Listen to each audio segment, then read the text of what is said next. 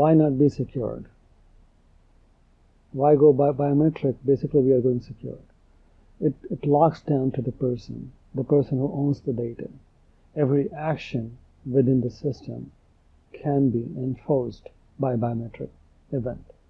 So, for example, if you are making a transaction into the system, you have a Bitcoin, say you have a wallet, you want to keep your digital assets into the wallet, in this hardware wallet. Now somebody snatches that wallet and goes away. What happens in that case? You lose everything? Maybe yes, maybe not. How do we make you secure? In addition to that, we give you a hardware wallet, we give you biometric signature of yours or your near and dear or your partner, or whoever you choose to do, multi-signature based hardware wallet. So if you put your digital assets into the OiX hardware biometric enabled wallet, what happens? You put your thumb print as a signature. So if you want to perform any action, for example, you're doing a transaction on our website, the transaction can request. When I say can, you can choose to set a limit. For example, you don't want to stop it for $10 or $20 transaction. You want to set a limit, say it is $1,000 or $500. That happens in normal banking industry as well.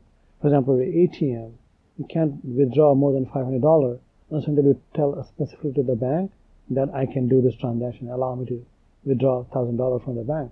Similarly, in this environment, you can configure your settings that, okay, if I'm doing a transaction worth $100, do not stop me, let me do that.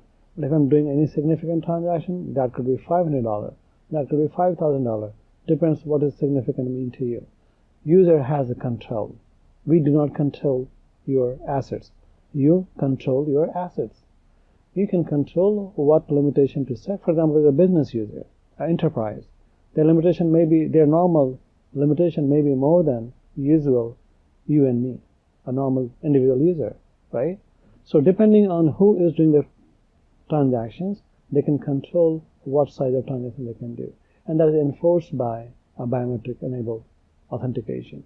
So the hardware wallet you get, in addition to protecting your infrastructure and our infrastructure, you can also authenticate and authorize. So when you log in, you need this thumbprint. When you're doing any transaction, you will need the thumbprint again to do that. This is how we secure the infrastructure. And as I said, I was talking about multi-signature. That means that you have a wallet, hardware wallet, which you can put more than one person's thumbprint. You can configure all of them to be there. For example, say you have a 100,000 worth of digital asset in your wallet, and somebody takes wallet away, or somebody steals your thumbprint too. Maybe there's in movies we see that people steal a thumbprint as well. Let's say that situation arises. What happens in that case?